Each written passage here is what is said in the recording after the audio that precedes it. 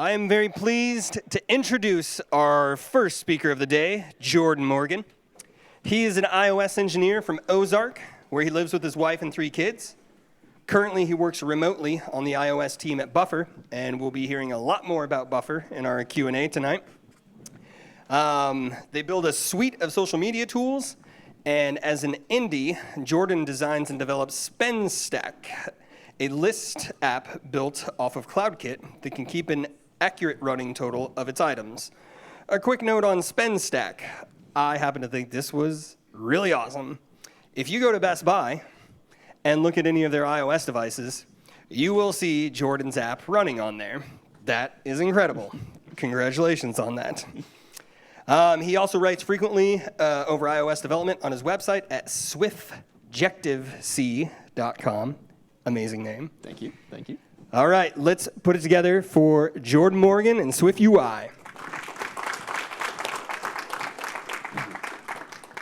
All right, cool. Let's go. All right, my talk is a SwiftUI introduction. Very excited to do the first ever Method Conference talk here. And we're going to chat all about Apple's new UI framework. Just a little disclaimer ahead of time. It's going to be more of a technical talk with code samples and looking at frameworks. And because I'm a glutton for punishment, some live coding samples. So what could go wrong? Yeah, as Mike alluded to, I'm an iOS engineer at Buffer. I have my own app too, where I write about both of those things on my website. And I've been doing iOS for about 8 years now. Wrote my first Hello World app in 2010. And in that time, SwiftUI is probably the biggest shift in iOS development that I've ever seen, aside from the Swift language itself. So it's quite a new change for us in the iOS landscape. So lots to chat about. So speaking of, here's what we're going to kind of cover today. The talk is in 3 different sections. The first thing we're going to do is we're going to talk about what things look like today. So if you wanted to make an app for Apple's platforms, any of them, what would the tools look like? What would you use? What would that process kind of look like for you as a developer? And we're not going to spend too long there, but we're going to do just the brief little history lesson to kind of set up why we have SwiftUI, why Apple arrived at the solution that they did. Then we'll move on to what exactly is SwiftUI, beyond just a user interface framework. How does it look? How does it work? And then we'll spend most of the time on that last one there with the how does it work. And the reason why we're going to spend a lot of time there is the barrier for entry to SwiftUI is very low. And I mean that in the best possible way. It's super accessible.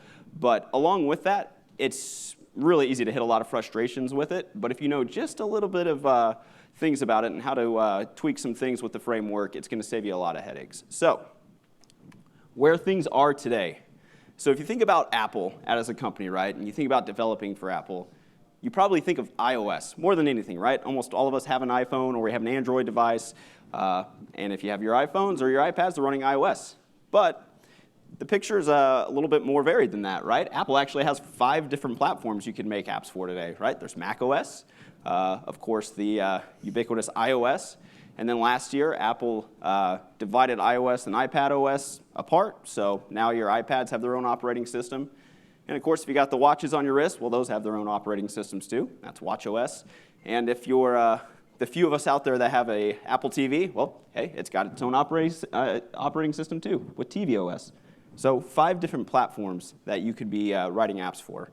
And if you look at each of them, they all have their kind of twists and turns throughout their history. With macOS, this was the successor to classic macOS. It launched in 2001. Its history is actually very interesting, because if you look at the classic macOS operating system, when it shifted over to this new one, there were all these amazing apps out there that people had and they wanted to bring over.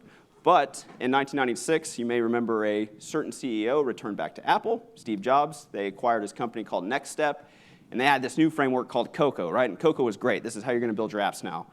But they didn't want to leave everyone behind, so they said, hey, here's this framework called Carbon. And if you use Carbon, you can bring all those classic Mac apps to the new thing, right? To Cocoa. It's easy. Bridge it on over.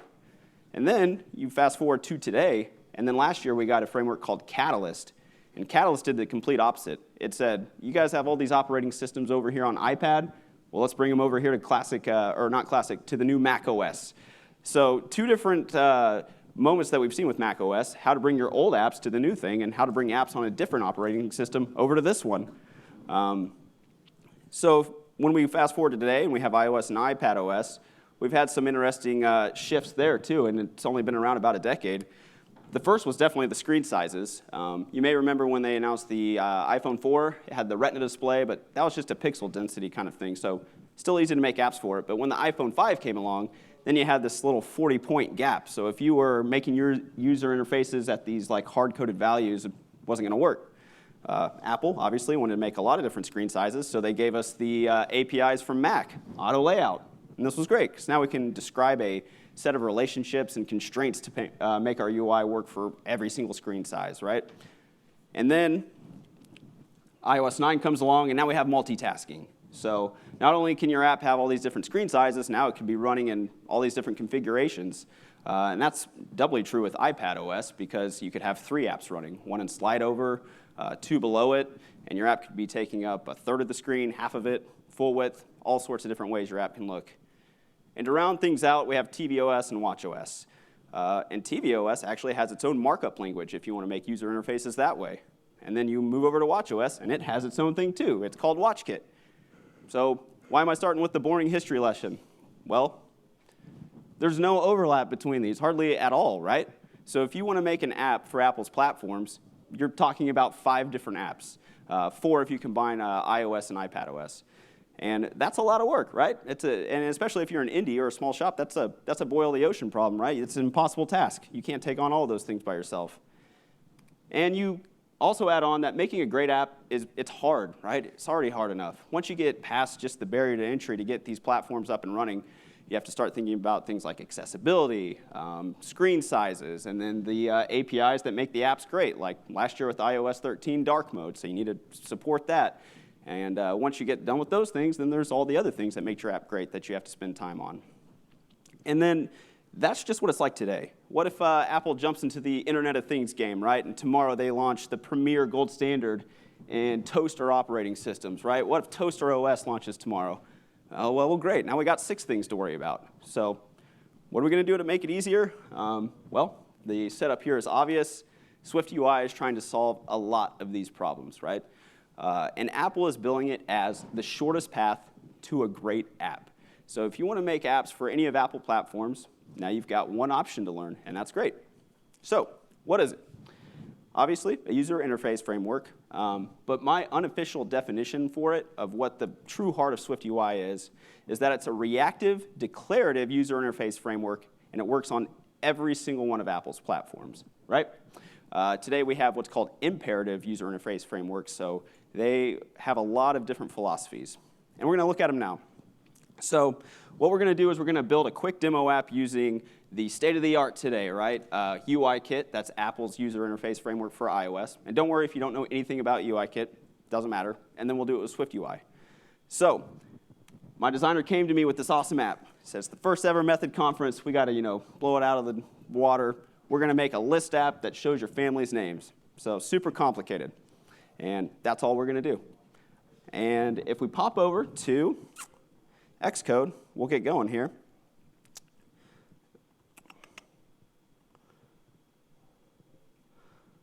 All right. How does that look in the back? Font okay-ish? All right, sweet. So here we are in Xcode, Apple's IDE to build iOS apps. And we're going to start with UIKit. And UIKit, like I mentioned, it's an imperative framework, and it follows the model view controller pattern. So I've got this view controller here. So we'll get going and start implementing our design here. And again, don't worry if you've never built an iOS app before. Just kind of pay attention to the how we're doing this, not particularly the APIs themselves. So I've come in here and I've made a few properties. I've created a variable for a table view, which is how you display a list of objects in UIKit. I've got a data source for that. And then I look at this lifecycle method and I say, all right, let's add it to the view hierarchy. Let's say how big it should be. Let's define what should happen when we rotate the phone around. And of course, we have to display some data. So here's a data source, and here's what things should look like at each of those. And then we'll implement this code contract over here. And we'll say, all right, this is how much data we have. This is how many rows we need. And again, this is what things should look like at each individual row. So not too bad, right? 52 lines of code. Could be worse. So we'll build and run that and see where we stand. Hey, we did it. All right. So there's UIKit. Now let's try the same thing in SwiftUI. So you're going to notice some differences right away. The first thing is we have this demo view structure that has one protocol conformance to a view. And then there's one property called a body. And that body property is really important in SwiftUI. It's how we create all of our user interfaces. Within this, we'll just construct the user interface we want and return it. And below here, we've got a way to preview things. Don't need to worry too much about that. But the real magic is over here in this previewing canvas, because as we're creating our user interface, it's going to live update for us. So let's go ahead and make some data here.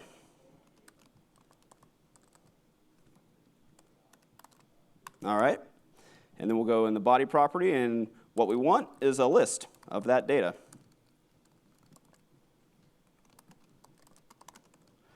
And it should have text. And the text should have a display name property. And that's it. Let's see what we get. All right. So we've got a list of names here in about 3 lines of code. And we can preview it over here. But it doesn't look quite right. So we'll go ahead and change the appearance of that. And it's going to live update. And there we are. Same thing in SwiftUI. So talk's over. SwiftUI is great, right? So a little bit easier in SwiftUI, I think. Let's go over to the slides here. All right. OK, so last little bit here. Designer came to me and said, you know what, that's not good enough. It's the method conference. We need to make things a little bit more complicated here. And you're doing a live coding sample for the first time, so we can't make it too easy. So here's what we'll do. We'll add one row at the top. And it's just going to say how many times you've tapped the rows on the bottom. That's it. That's the only change. So you go, oh, all right. You know, that's not too bad. Just need another section. So we'll go back, and we'll finish that both ways again. So we're back in UIKit line. So we're like, all right, well, now this has got to got me. You might have to say that again later on. Cool. So we're back in UIKit land, and now we go in here and we try and account for all these changes that we need to do. So things get a little bit more complicated quick, right? So now we've got 2 different sections. We need to say how many things should be in each of those. Again, like I just said, here's 2 sections, and now we have to have some branching logic to say, all right, well, if it's the first section, I need you to show this. If it's not, you should show that. Then, of course, we have interactivity, too. So we're not quite done. And now, I think we're all set. So we've said what should be where and what should happen when we tap on rows. So let's run that and see if we're any closer. All right, the design looks fine. We go through and, we've got our first bug, right? So what's wrong here? I'm tapping on rows, and the top's not updating. So this is a state problem, and this is very common in imperative programming. And the bug is easy enough, right? We've got a property that I snuck up here called a tap count, and the issue is pretty clear. We're not incrementing that at all. So we'll add that little bit in there, and then we'll try again and make sure that that works just fine. Hey, look at that, and we're all good. So going over to SwiftUI, how would we accomplish the same thing? Well, let's see. Well, now we can see a few things are different here. We have this property for that tap count, and it's got this annotation called state. And now our list has changed just slightly. We've declaratively said we want 2 sections. The first section, hey, let's get that tap count. And the second one, let's just display the text. Now, the great thing about SwiftUI is you might notice this little button down here. If you can't see it in the back, it's a little triangle. It's a play button. So if we were to go ahead and do that, what's going to happen is SwiftUI is going to compile these things behind the scenes. And we'll wait a second. There we go. Cool. So what's great about this is I didn't even leave the IDE at all. I can just preview it right in line with that. And this little structure down here for a preview provider that I mentioned earlier, we can even leverage that to do some more cool things. So we mentioned earlier, we have all these things we have to do to make our apps great. And one of those things is testing for stuff like dark mode. So down here, I can actually return code to say, this is what I want you to preview my UI in. So now I can see what it looks like in light mode and dark mode without ever leaving Xcode. So as you can see, SwiftUI is already saving us quite a bit of time here. Awesome.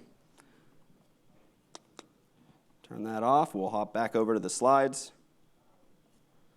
OK, cool. So let's take stock of what we did here. When we use UIKit, we had to handle all the state ourselves, right? That was that first bug we had where we were trying to tap the rows and that first one didn't update with how many times we hit it. We also had to build and run a lot, right? And no fault of our own, it's kind of a waste of time, but that's just what we have to do with the frameworks as they are today. If we want to see what's changed, we have to compile it, run it, and build it on the simulator. We also had to be very, very prescriptive about how our user interface looked, right? We had to describe it at each individual step and say when things should happen. And we had a simple demo app, but even with that, we saw that adjusting to project requirements, that's really hard to do, right? And it scales in complexity really quick. But that state one is a sticker. And here's a great image that really demonstrates it very well. It's from my friend Paul Hudson, his website, Hacking with Swift. And what it says is, if we have one screen with a Boolean property that affects the UI, and we have two states, the Boolean is on or it's off, right? But if we have two Booleans, well, now you got 4. Now imagine how that scales, right? Because no app just has 2 Booleans. What if you have integers, strings, dates, more Booleans? And what this really goes to show is that state's hard, right? It's very hard to get right. It's error prone, doesn't really scale naturally at all. And for the last decade on iOS, we've been trying to solve this problem so many different ways, right? We have all these different design patterns that we think are going to work. We have model view controller, which we saw, and then all these other acronyms, MVVC, MVVM, Viper. You go through all these in your architecture, and finally you're just like, forget it. I can't get this right. There's no perfect solution. What are we going to do about it? And well, SwiftUI here is trying to save the day with that state problem. So let's really dive into what SwiftUI is a little bit more. We saw, obviously, it's a declarative framework. And what that really means is we're describing any possible interface that we want up front, right? So this means we already know all the ways that the user interface could look. And when we give that over to SwiftUI, we let it figure it out, how to display it, to render it, how it should look. And it's very, very easy to describe what your user interface looks like in a natural way. So remember when we had this design, and let's just say, hypothetically, you never saw that design, and I just walked up to you and I said, we have new project requirements. Here's what it is. We've got this list on iOS. It's got 2 sections. The first one shows this count. The one below it's just got some text with some names, and that's what it looks like. So if we pull up the code and put that next to it, we can see that's almost exactly what we ended up writing ourselves. We said that we have a list. And in that list, there's a section. Here's what should be in the first one. Then there's another section. And here's all the text that should be in it. And then we handled the state up there ourselves. And what that goes to show is it's very easy to write and describe your user interface, right? That's why we say it's declarative. Now, if you contrast that with the UIKit approach, we had to describe absolutely everything up front, right? We said, here's my table view, here's how big it should be, here's what should happen when it rotates, here's a data source, here's what should happen when you tap on that, and we had to manually bookkeep all of those types of things. So when we look at those 2 examples, what we're really starting to see here is we give SwiftUI a recipe, and it takes that recipe, the framework does, and it just gives us the best possible outcome for it. We don't need to worry with the how as much, right? With UIKit, you have to worry a lot about the how. With declarative and this reactive approach, you don't really. You just describe what you need up front. And that means that our view is really just a function of state. And if our view is a function of state, well, state's kind of handled for us, right? So that eliminates a whole different class of bugs. To look a little bit closer at this, to recap, we had that tab count property. And we annotated it with this state property, or I'm sorry, this annotation that says state. And what that tells SwiftUI is, hey, if this thing changes or mutates, you're going to have to re-render yourself because state has changed, you need to update. And in our case, that was that text label. We just have it right there in the string. And when we tapped on things and we incremented it, well, we re-rendered and we got the result that we wanted, but we didn't have to manually do it. So you might be thinking, is that kind of inefficient, right? You have to re-render things all the time when your state changes. And the answer is no, not really. It's kind of built to work that way. And so we're going to dive into that a little bit. How exactly does it work, and why is that not inefficient? Well, the first reason is the views are just code. And let's dive into what I mean. Aren't all the views code? When we looked at UIKit, that's code too.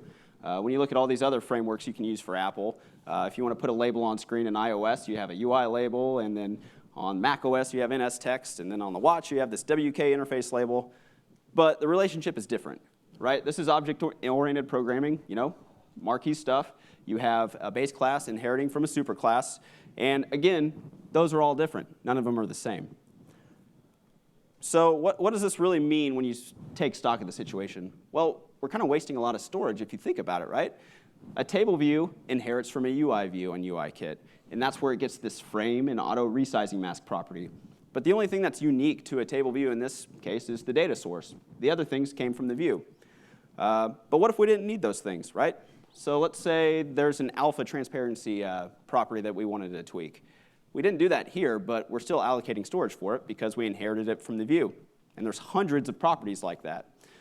We also don't know when they could take effect, right? So if you came to iOS today and you're learning UIKit and you want to fade that table view in and out, when do you do it? When's the right place in the life cycle? When should you change it? You don't really know until you just do it with trial and error or look at the documentation. And when I said there's a lot of properties we're not using, definitely wasn't joking. If we run the debugger for that table view, there's a few of them that we didn't even get to. So we need a little bit more time if we wanted to. Again, the data source and the delegate was all we needed there. So that's what I mean when the views are just code. This modifier view that's returning this text, that's not inheriting from a view. That's actually a protocol conformance. So the only thing text knows about is what it needs. It just knows how to display and render text. It doesn't have any of the baggage of any of those other properties that it might not need. So if we look at that protocol, it's really simple. We have that body property I've been talking about, and all it does is return something. And that makes things really simple. This is a very easy mental model to follow. So if we dive in a little bit, we throw our text in what's called a VStack. And a VStack is a fundamental UI piece of SwiftUI. There's an HStack and a VStack. They both do what you would expect, put things vertically or horizontally. But look at the type down there. Now we've got a VStack with some text. And so SwiftUI is changing the types on the fly as we're coding and creating them. And this scales beautifully, right? It can get as complicated as you need. So let's say we have some logic in here to say, if this state property test is true, then we'll show an image of a trash can. If it's false, we don't need it. But now we have a more complex type. Now we have a vertical stack with a tuple view, with an optional image, which has text. And you might be thinking this gets really complicated really quick. And you're right. Those types get really huge. Imagine if you had to code complete this down here, right? Now we have text that's modifying itself to add some padding and some background with the blue color. But that's kind of a red herring. This is actually OK. This is why SwiftUI is so powerful. And by the way, you'll never see those types at all. I had to write some reflection code to even get those. You don't need to know about it. It's abstracted away. But the point I'm trying to make here is these are all unique views that you don't have to memorize, right? You're just creating them on the fly. And when we have these unique views, this is great because now we have this very compositional approach we can take with SwiftUI, and we can build the views that we want using that composition or these things called modifiers. And that makes things really efficient for Swift when it needs to go render things. Now, I just mentioned modifiers, and I just snuck an example of it in that last code sample, but let's take a look at those. Modifiers are extremely fundamental to SwiftUI, and they're not complicated at all. They're just special functions called on view types, and all they do is return views themselves. So let's go back to our text. So we got this text that says, hello world. And let's say we want to make something like this. It's got a blue background. It's got the text in there. And we're going to do that in SwiftUI using a modifier. So we'll get started here. First thing we'll do is we'll add some padding. And now you can see from before, our view types change. It's no longer text. But text didn't need to know about padding before, but we've said it needs to, so now the type is changed on the fly. We'll keep going here. We'll add some background, and we'll get the color blue. And what this is describing is a parent-child relationship. So if we start at the bottom and we say background, that's a view in and of itself. But what's happening is the background is wrapping up the padding in its own view. Then that padding goes up, and it wraps the text. And the reason that gets maybe a little bit tricky, when I mentioned at the very beginning of the talk, some things in SwiftUI can be a little frustrating. This is one of them. Since we're wrapping up these views and making new views, the order is very important here. If we had this right here, you don't have to shout it out, but just kind of think in your head, what would we get? We have this text with some background color of purple and some padding. Well, this is what we get. We get, hey, go back.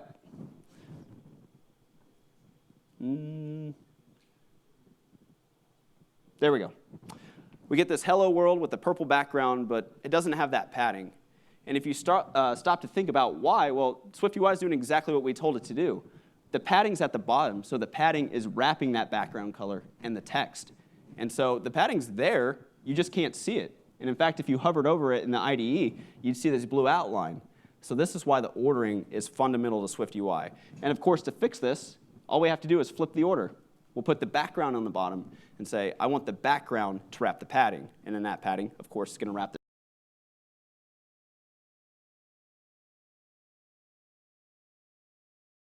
why.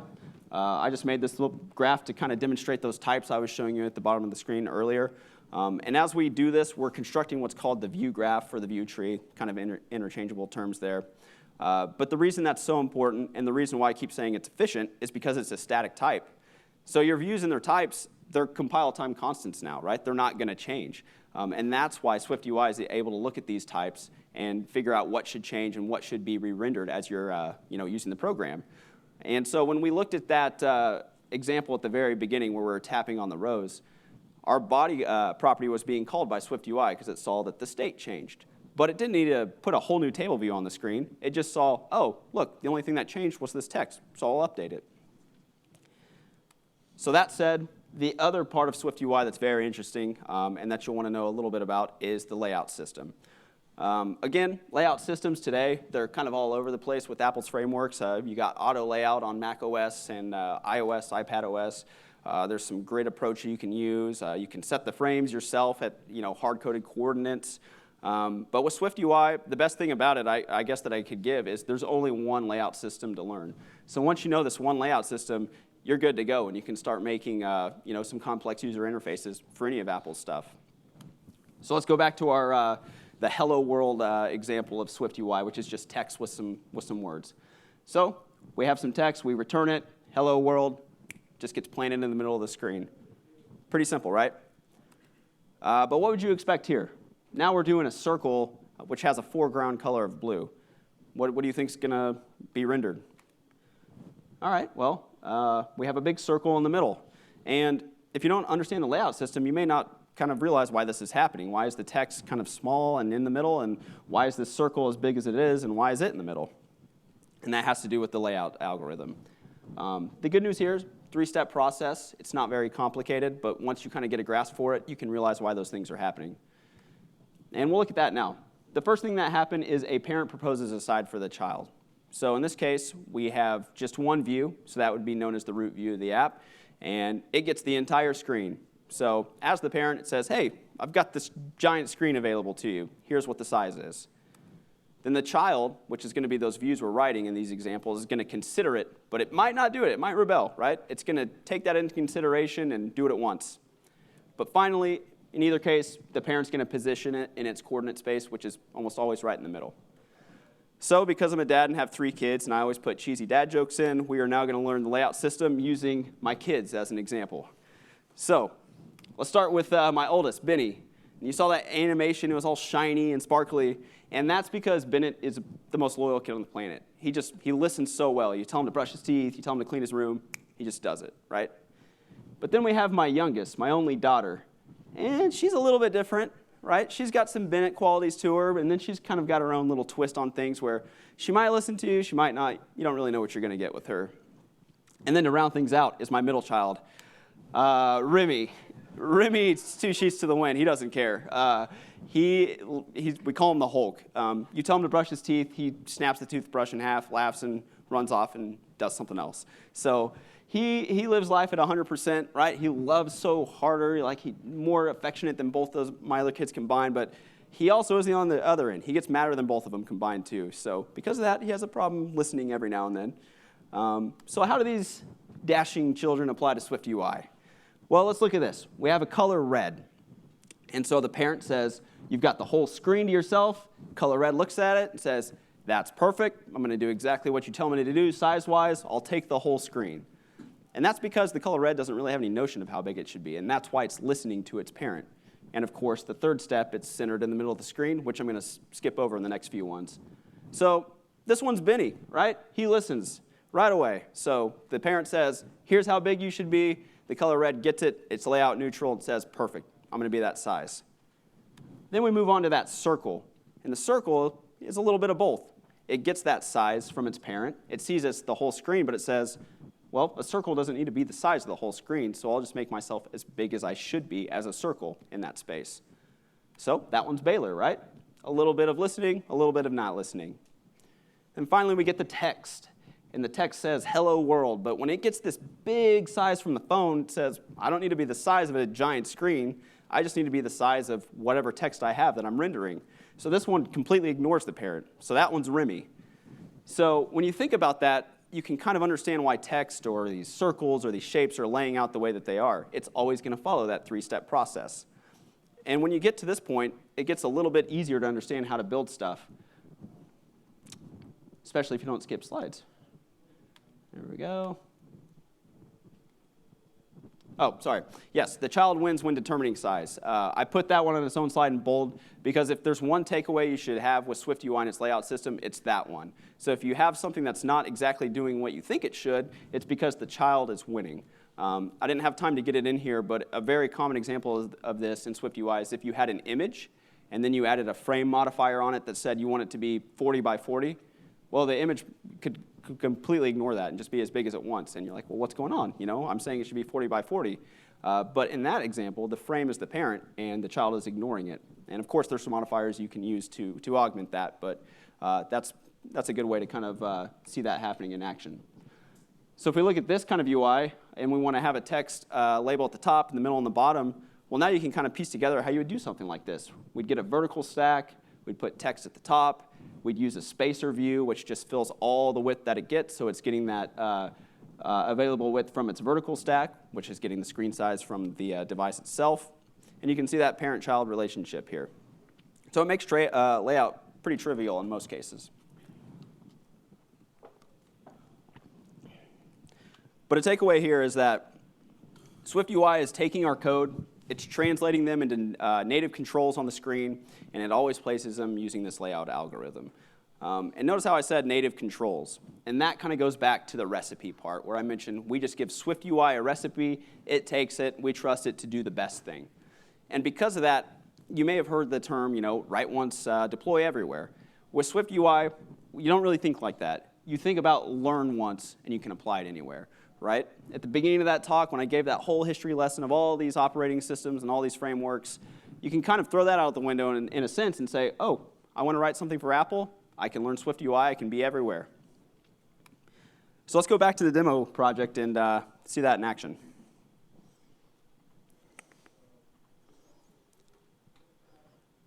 So one thing, if you're a keen observer, you may have noticed here is I've actually got 4 build targets. I've got one for a Mac, I've got one for a watch, I've got one for the TV.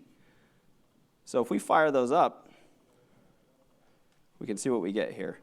Well, let's go ahead and do all of them at once.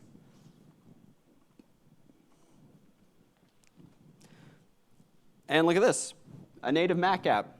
And there's SwiftUI in action taking the recipe we gave it of a list and doing what it should do for Mac OS, right? Because it wouldn't make sense for all these controls to look the same across each platform. Each platform has its own individual characteristics that make it unique and great. And here we go, we're tapping on the rows, it all works. Perfect. What else do we have running? I think we've got the watch one hanging out here. tvOS is up. So yeah, here's tvOS. Again, same thing. It doesn't look anything like the iOS app, and why should it, right? But it's the same code, working just like we expect. And we'll see if the watch one is lagging around here. Kill these and see if I can run it real quick for y'all.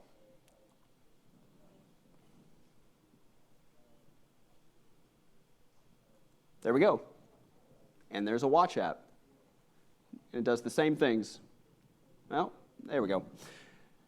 And of course, we could have used the previewing canvas over here to see that, but what I was really trying to show is that these are native apps that are running as they should on each platform. And the code changes for that were extremely minimal. We can take a look here. It all starts with this content view that we wrote. And on this one, we just had that list with those 2 sections that we noticed earlier.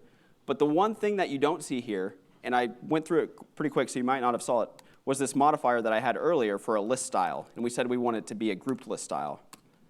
But if we tried to run and compile that, that wouldn't work because this list style, specifically the grouped list style, it's not available on each platform because that style doesn't make sense to be on each platform. And we can see that here. Unavailable on OS X, unavailable on watchOS. So that's okay. This is a common occurrence in SwiftUI, so we'll take that out, and we can think of this as our base view. So when we go over here to the Mac version, we use that content view just like we did on iOS, but we added something that is unique. Well, a frame isn't unique to macOS, but what is unique to macOS as opposed to some other platforms is who knows how big your screen's going to be, right? You could have a giant monitor. You could be on this MacBook. So we just added a modifier to account for that that said this app can be as big or as small as it needs to be. And the same thing applies. If we go down to the watch version, well, on that one, we didn't even have to change anything at all. But if we wanted to, we could modify it to look unique on the watch app. Because the watch app, just like iOS had its own style, it has its own styles too. So we could say we want it to be a carousel, which if you have watchOS, that's like the activity app, how it has those big giant cards that you can kind of page through. But the point here is that what we're doing is we learned how to use SwiftUI in the beginning, right? We learned it once, and we're applying it in different ways according to the platforms. All right, and that's our last little code sample, I believe, so we'll go back to Keynote. Awesome. So we just made an app. It's on every single Apple platform, and if we take our content view into account and we don't count that, all we did was change about 4 or 5 things. And actually, that's wrong. I think we actually ended up changing 2 things. I had some more fancy stuff earlier, but I ended up taking it out. So there we go, a whole multi-platform app for every single Apple platform, and we could almost reuse all the code that we wrote for the UI. So that's really great. That's the power of SwiftUI in action. And the last little bit about SwiftUI that makes it kind of has a lot of advantages over the traditional way is the way that it handles the development flow. And what I mean by that is traditionally, you always have this kind of internal battle that you have to have with yourself or your team if you're making apps for Apple today. There's the WYSIWYG approach, and there's the code approach. And you know, if you Google this online, you're going to get hot takes on both ways. There's several pros and cons for each. But if we kind of look at those, if you want to do things in all code, or I'm sorry, those are the 2 approaches, all code, or what's called storyboard or zip files. And those are available on all of Apple's platforms. But each has their own pros and cons. So if you do all code, which is what I actually prefer, it's nice because you can manipulate everything right in the IDE. It's really easy to see what's going on. Source control is easy. It's easy in that it's actually possible this way. So if someone makes a change and I make a change, we can both kind of see what properties we manipulated. And searching for files is really quick too. So if you're new to a project and you see some label at the top and you're like, oh, I need to change code there, just pop into Xcode, search for it, find it, bring it up. But it's not perfect, right?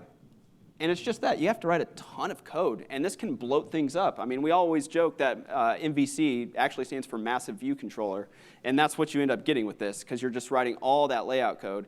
And again, we had the simplest demo project I could think of, but even then, it took about 20 or 30 lines to get everything up and running. It also requires a bit of experience, right? If you're new to the platform, you may not know what to use, and you may not know where to start or which properties are applicable or when they get applied, when they don't get applied, when to add it to the lifecycle methods. Lots to consider there. And you've just got more on your plate, right? It's just more work. It's more code. But if you look at the other side of things with the Zebra storyboards, it's got some good things going for it. It's super visual, right? A lot of people like this. So you can drag things from this menu that shows you all the controls available to iOS, which is great if you're new and you don't know maybe what you're supposed to use for what. There's far less code. There's kind of less guessing because you can kind of get an idea of how things will look like. But it, too, is not perfect because source control is almost not even possible with this because all of these things behind the scenes are just XML files. So if you've ever had merge conflicts with XML files, yeah, you know how fun that can be. 2, it's just flaky. I don't know how else to describe it other than it just doesn't work or do what you think it should sometimes, and it's easy to get build errors if you delete one part of it and didn't update part of your code that deals with it. And because of that, scaling is not easy either. So if you have a lot of these files, your project is slower to open. Sometimes you get the nice macOS beach ball while it's trying to figure things out. So all these different ways you can go. But the good thing is, as we've seen, SwiftUI makes this argument irrelevant. You don't have to choose anymore, right? You get the best of both worlds. You can code right there if you want to do all code. You can use the WYSIWYG editor if you want. And we're seeing this right here in this nice little image I took from SwiftUI's landing page. So on the left, as we've been doing this whole time, for people that like all code, you've got all code, right? You can use SwiftUI completely in all code. Over there on the right, in that previewing canvas, it's not the approach that I took for the talk, but you could drag things right in there. And what's even better about that is if you did, it would get reflected in the code too. So it's very visual in that way. And I think we've got enough time here to show that real quick, so we'll do that. All right. So again, just as we've seen before, we've got our body property here. We've got the previewing canvas on the right. I'll press resume. And this is the fun part of SwiftUI. It's a little buggy right now, so I guess we've got some unannounced iPhone there with some really neat corner radiuses, but we'll deal with it. So, if you like all code's great. We can go in here, we can do exactly whatever we want to do. We say, you know what, I want this text to be blue. And let SwiftUI figure itself out here for a moment. Oh, there we go.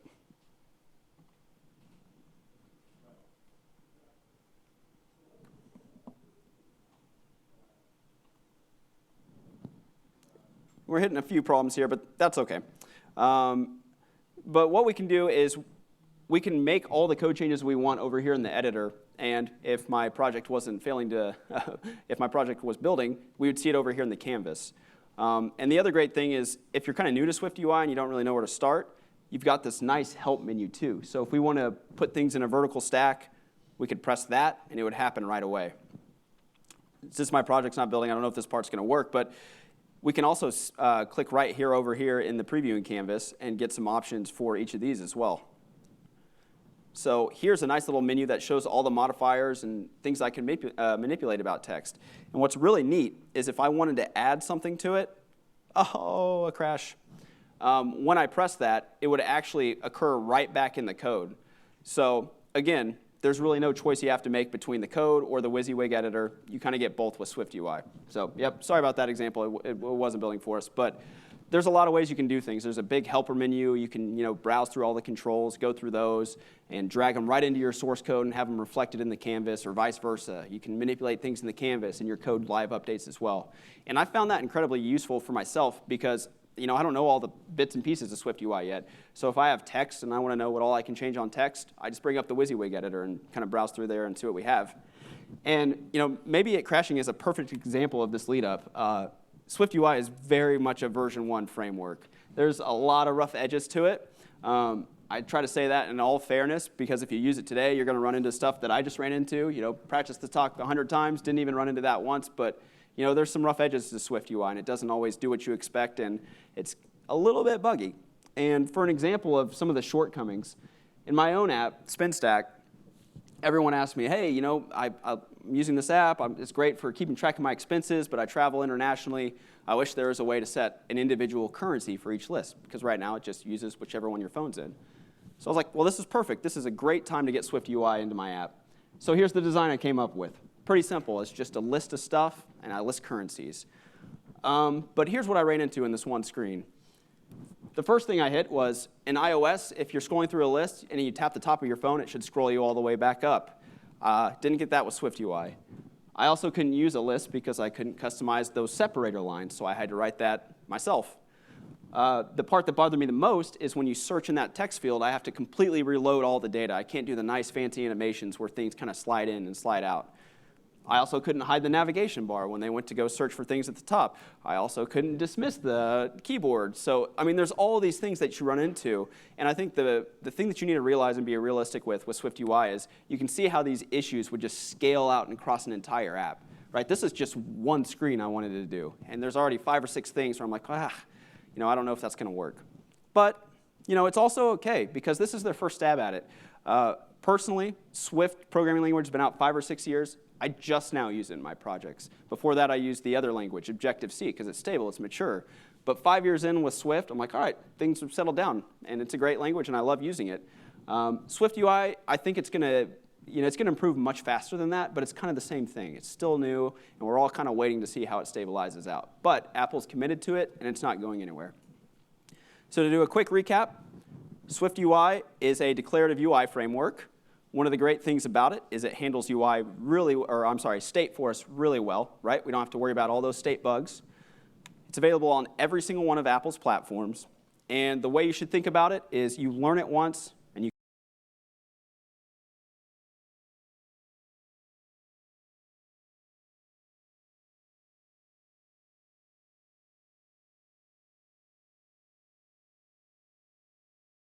and I got time for questions, too.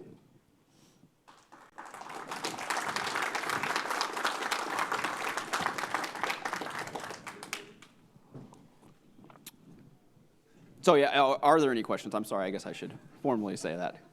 If not, totally fine. So you do all your development for Mac only, is that your statement?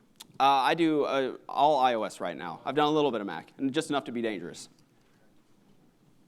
But the Mac development I have done has been mostly all with SwiftUI, which I think kind of speaks to Apple's approach is kind of working, because they want to get iOS developers like me who have been doing iOS for years but haven't really touched Mac OS and AppKit and haven't taken the time to learn it. So it's an opportunity for people like me to get into that ecosystem, which is great. Have you looked at Flutter yet? I work with a Google developer expert who knows all about Flutter and is very talented with it, and so he's shown me quite a few things with it. But I myself haven't used it, but as I understand it, and the code sample he's shown me, there's a lot of parallels between the two, especially in terms of like the reactive declarative nature. So I think user interface frameworks, a lot of them are going that way. And Flutter's an example. React Native works kind of the same way, and now we've got SwiftUI as well. So.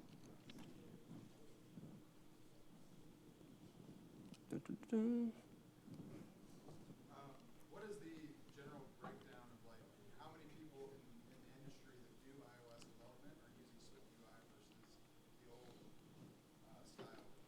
Yeah, it's low right now, to be honest. One reason why is, I guess I didn't even mention this in the talk, it just was announced and released last WWDC. That's Apple's big developer conference they have every year. So it's only been out 6 or 8 months. So because of that, adoption's kind of been slow for that reason.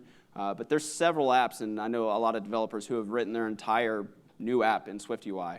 And they've hit the drawbacks like I have, but they've worked around them. My own app, for example, is kind of more mature, so there's some spots that I'm not willing to compromise in, which is why I probably won't use it. And I say that because that's a lot of other people in that same situation. But you're firing up a new app today, I think we all have the itch to start with it and see how far we can take it. But adoption is going to rise, just like Swift did. Is there a minimum version requirement for iOS support for SwiftUI? Yep, 13. And Mac OS dot something, I don't know. I think Catalina is the cutoff with it. But yes, and that's a great point, because that's one reason why adoption's been a little bit slower, because most of us can't get away with shipping on iOS 13 only. We have to also support the last one, iOS 12, and you can't do that with SwiftUI. And if you want to include it, you got to kind of do all the fun branching conditional logic to get it in there. So personally, I think like a year from now, you're going to see it shoot up quite a bit, because 90% of us, like at our day jobs at Buffer, we can't use it because we have to support iOS 12. But when when we get to next year and iOS 14 comes out, well, then iOS 13 is our base build, so then we can start working it in and using it. All right, I think that's all of them.